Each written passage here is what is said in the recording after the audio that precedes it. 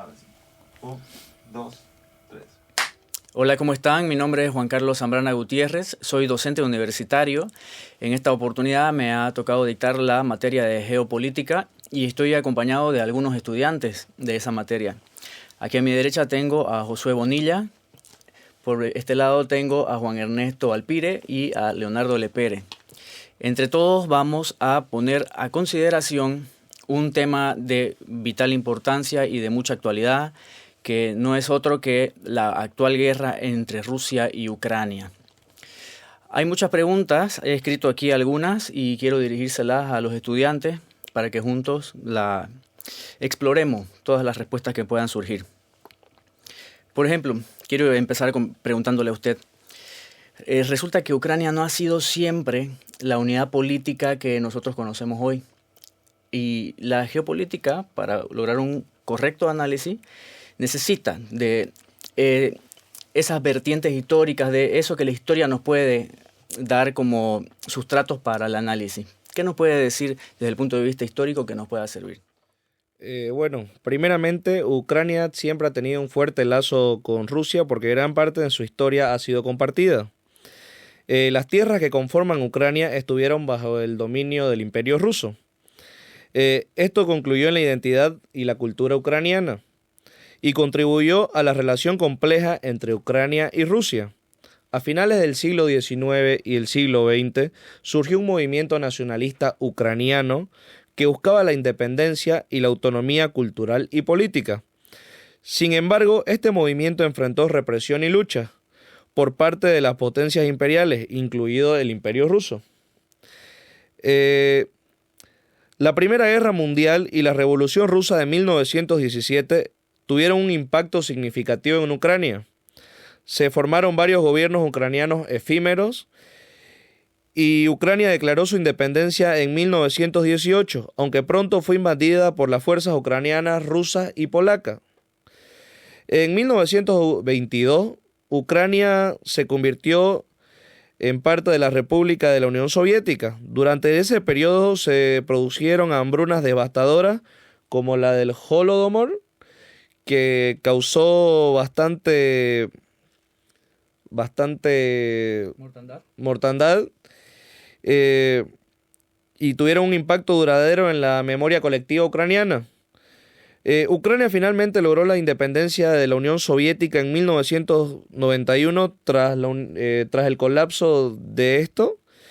Desde ese entonces ha luchado por consolidar su identidad nacional y establecer su posición en la escena geopolítica internacional. Exacto. Recuerdo incluso que hay analistas, historiadores que retrotraen el análisis mucho más atrás y consideran, por ejemplo, esta migración de vikingos que se dio desde los países nórdicos y que instaló lo que se conoció luego como la Rus de Kiev y que prevaleció como unidad política en esa región hasta la migración o la conquista, invasión de los mongoles que la arrasó por completo, ¿no? Es interesante entonces cómo la historia nos puede brindar información para hacer el análisis geopolítico. Leonardo, quiero hacerle una pregunta.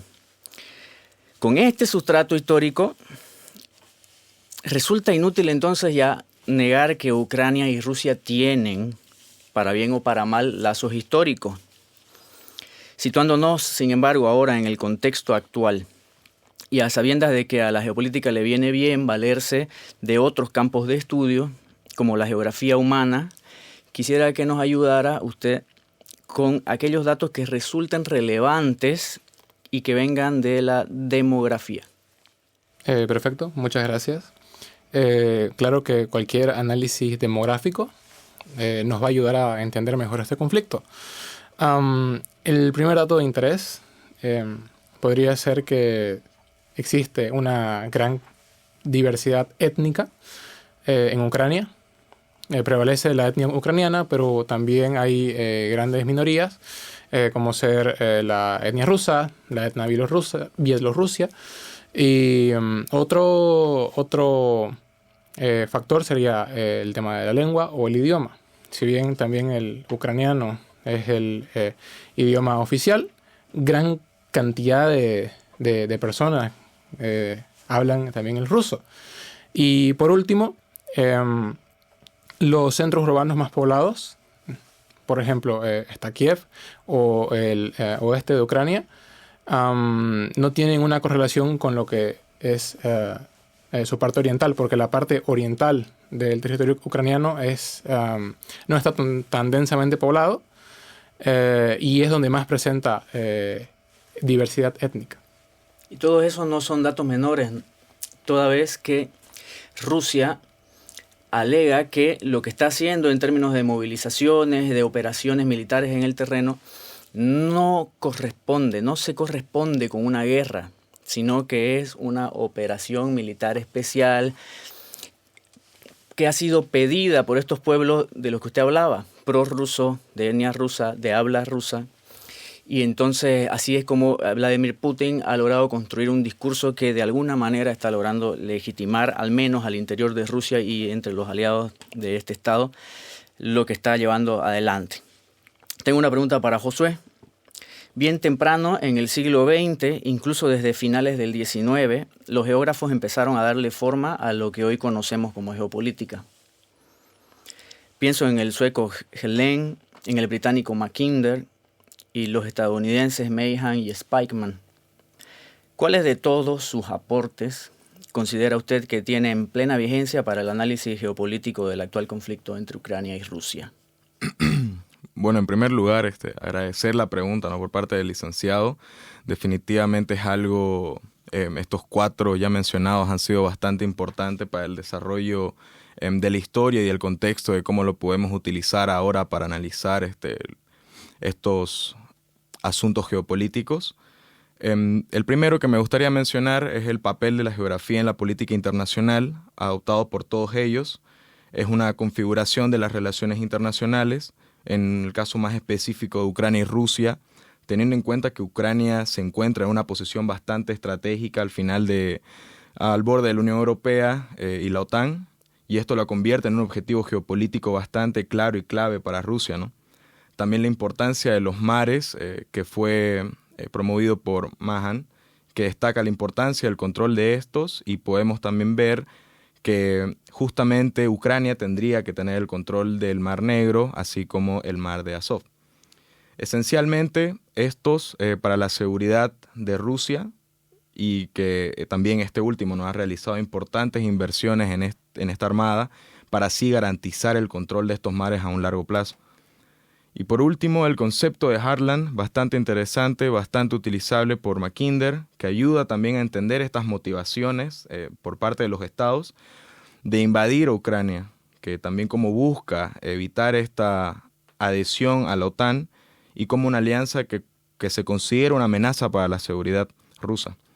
Y también esta última busca reafirmar su influencia en la región y que considera parte de su esfera de influencia natural. Es verdad que la teoría propuesta por Mackinder, el Heartland, resulta de plena vigencia en la actualidad si uno toma en cuenta, por ejemplo, el espacio geográfico asignado por este geógrafo y cómo coincide casi exactamente con la zona de conflicto actual, si uno toma en cuenta toda Rusia y el este de Europa, ¿no? También me viene a la mente el aporte de Spykman cuando hablaba del Rimland, de la tierra de la orilla, y cómo se ha configurado la zona de influencia de la OTAN justo en esa área, ¿no? Desde los Estados miembros de la OTAN en Europa, Oriente Medio, en donde Estados Unidos se aseguró de instalar bases militares con la guerra contra el terrorismo y demás. Claro que eso ha ido en retroceso, pero de todos modos sigue siendo una zona de importante influencia para los estados de la OTAN. Y la serie de alianzas que se tejieron por el otro lado, desde Australia hasta Japón, pasando por Filipinas, Taiwán y Corea del Sur. Entonces ahí tenemos el Rimland perfectamente configurado y dibujado.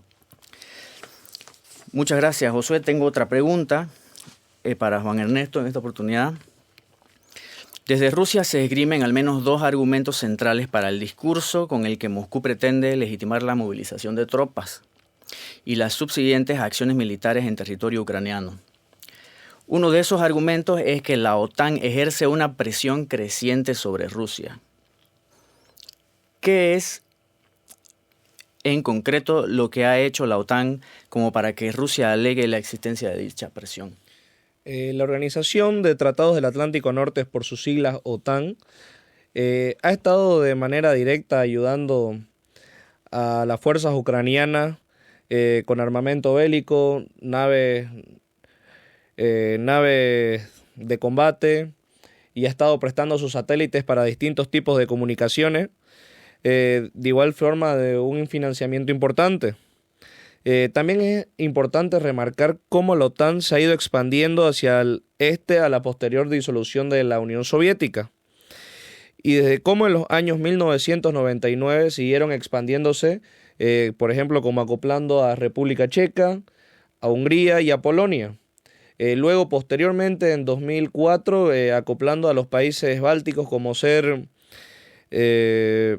Estonia, Letonia, Lituania, Bulgaria, Rumanía, Eslovaquia, Eslovenia.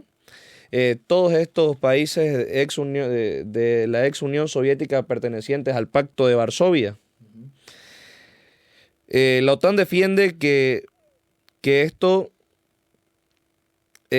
cada país es independiente de decidir la unión, y Rusia lo ve esto de una manera que peligra porque están sobre todas sus fronteras imponiendo armas para así lograr un mayor control, como estábamos mencionando en esta parte del Rinland hacia el Herland.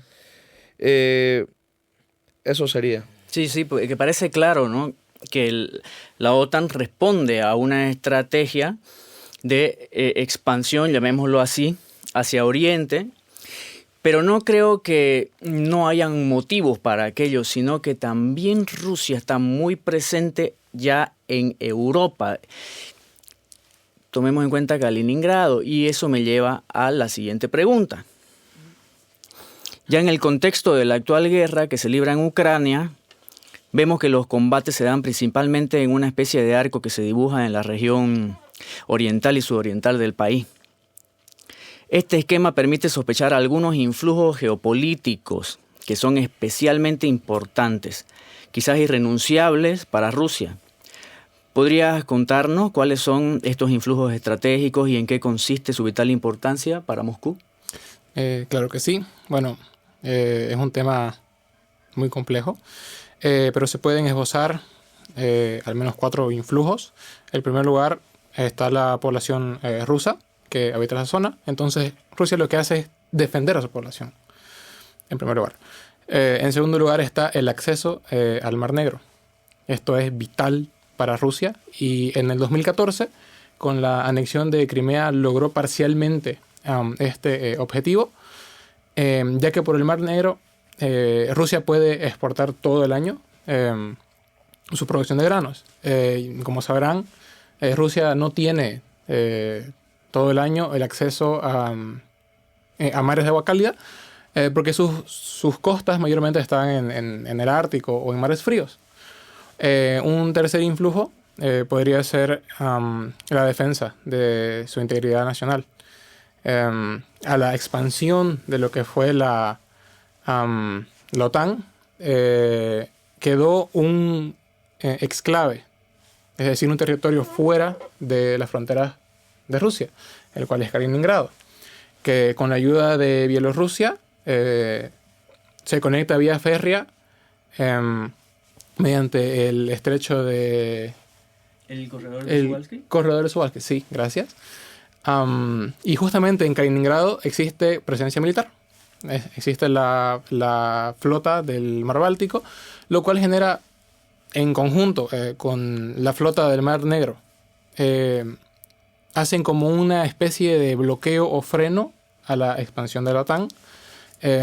Y por último, el último influjo sería el dominio o influencia de lo que es Europa del Este, ya que Rusia, con el gobierno de Vladimir Putin, tiene ese revanchismo histórico o esas ansias de poder de lo que fue la extinta Unión Soviética, y quiere mantener su dominio en Europa del Este, es decir, los países como Letonia, Estonia y Lituania, lo que es Ucrania y lo que es Bielorrusia.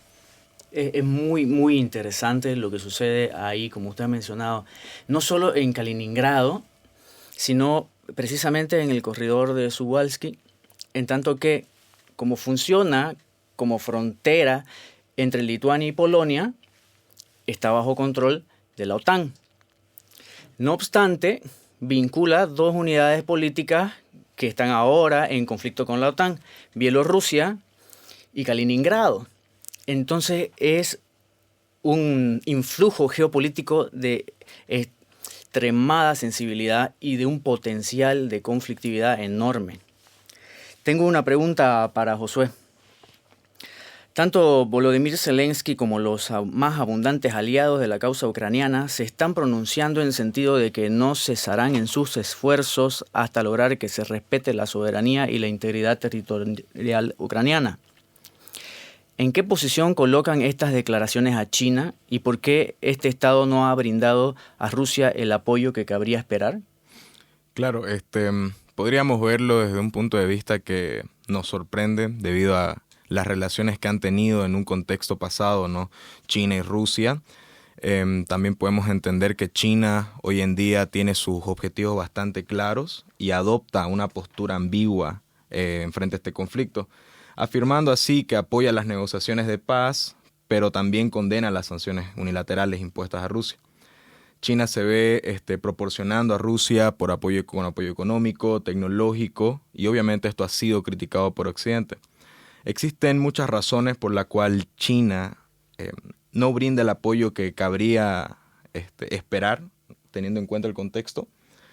Pero en primer lugar, me gustaría puntuar cómo China no quiere ni por si acaso que se prolongue o se intensifique este conflicto, ya que esto podría tener un impacto negativo directo en su economía, que como todos sabemos es bastante importante para el gigante asiático. En segundo lugar, China para nada tampoco quería verse entrelazado o arrastrado a un conflicto con Occidente, debido a que esto brinda un apoyo más decidido y podría llevar a una confrontación con Estados Unidos y sus aliados.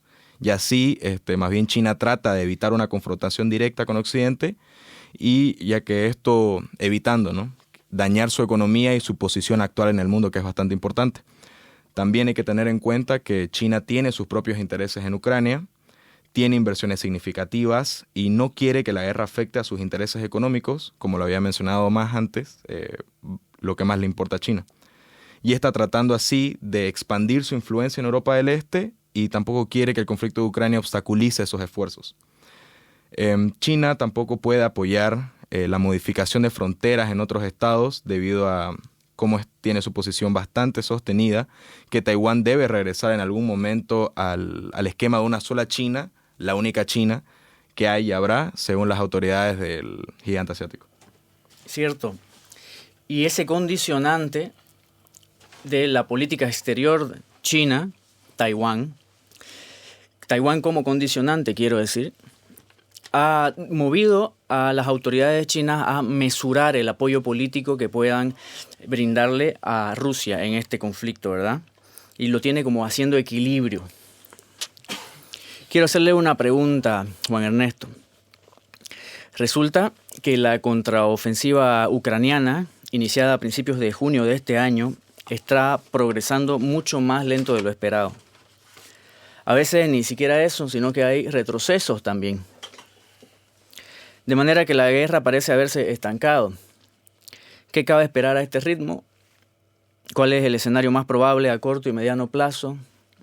¿Acaso hay motivos para creer que la guerra va a acabar pronto?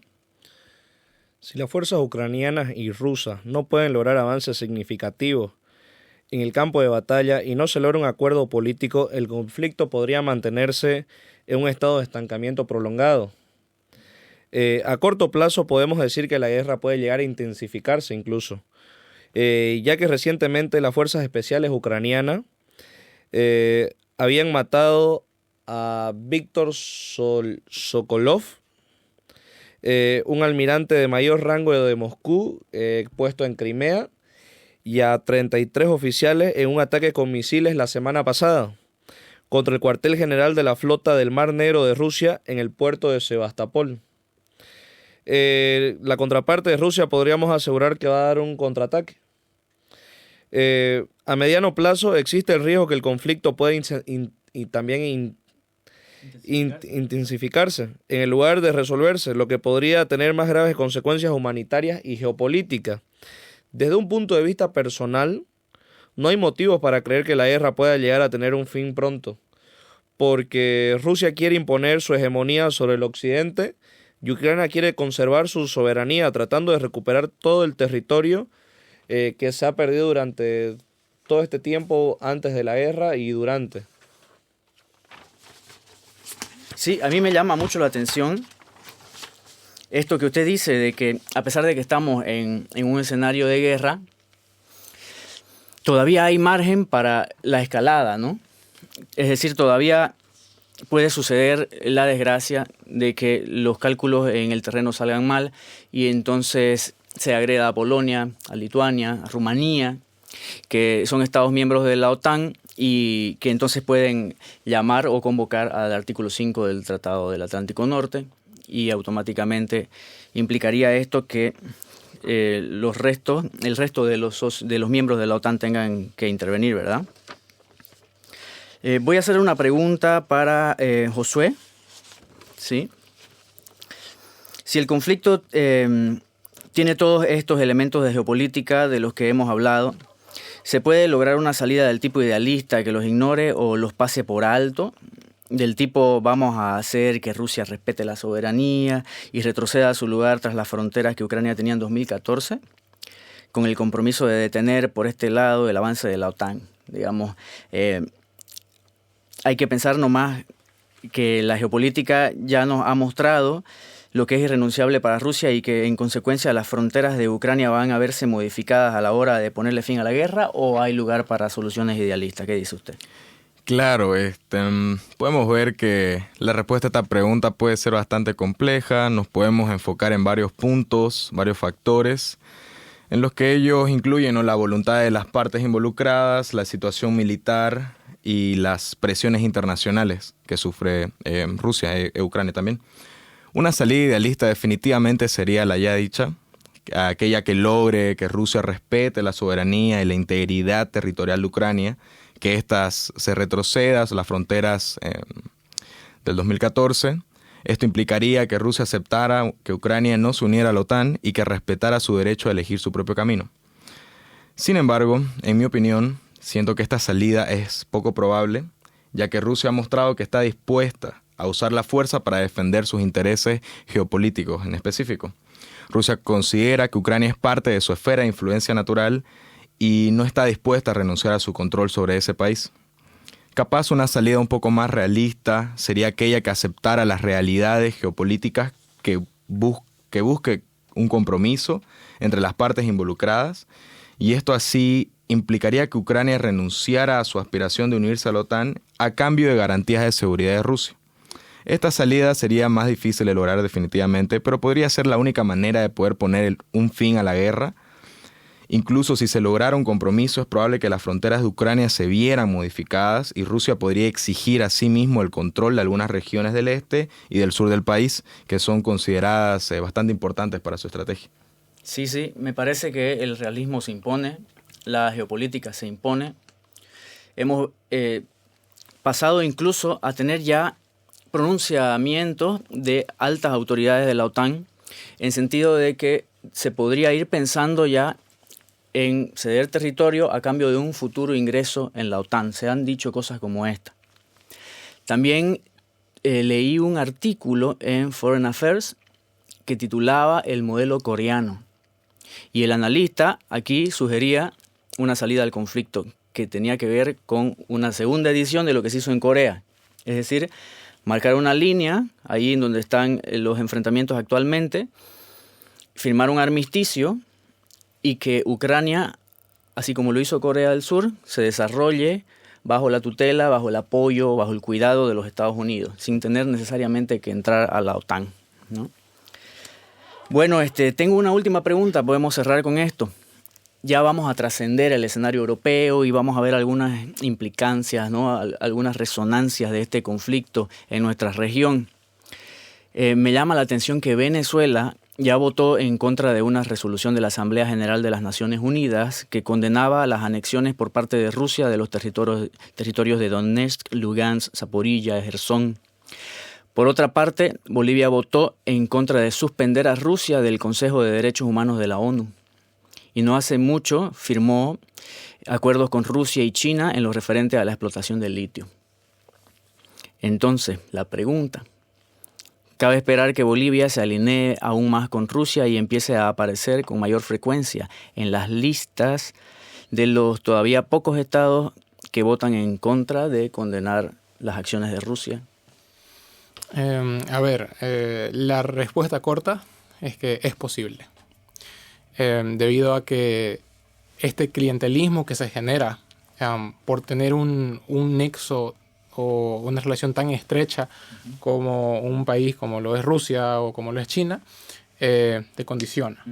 En el caso de Venezuela ya se ha visto, y lastimosamente ese prestigio se ha visto demacrado, y Bolivia podría seguir el mismo camino, pero el gobierno boliviano tiene que ser muy cauto. Una posible salida a esto sería que Bolivia expanda sus fronteras mediante la economía. Es decir, está bien, se firmó el acuerdo de litio con empresas rusas y chinas, perfecto, pero también que se firmen acuerdos comerciales con lo que es Estados Unidos y con lo que es la Unión Europea. ¿Qué beneficios nos trae? Por ejemplo, uno que se me ocurre sería la liberación de aranceles por parte de Estados Unidos o por parte de la Unión Europea, cosa que Bolivia alcanza un desarrollo económico, hipotéticamente, y los emprendedores bolivianos, emprendedores del país, puedan tener la libertad de exportar, de negociar con quien quieran, y mantener un equilibrio en el ámbito internacional. Me suena a lo que en otros estados de la región se ha llamado diplomacia de equidistancia. Y no necesariamente tiene que ver con que me voy a mover justo en el medio entre mis aliados y mis adversarios, o entre quienes cooperan conmigo y los que no, ¿no? Sino tiene que ver con que, si bien como Estado ya tenemos una especie de orientación que busca pronunciarnos a favor de un aliado tan importante como Rusia en los foros internacionales, no por eso, como usted señala, voy a sacrificar todas las oportunidades de negocio y de entrada de inversiones y de capital extranjero, ¿no?, que puedan suceder, que puedan conseguirse. Les agradezco mucho, estoy muy complacido de conversar con ustedes de todo esto, y me despido entonces hasta una próxima oportunidad. Gracias. Gracias.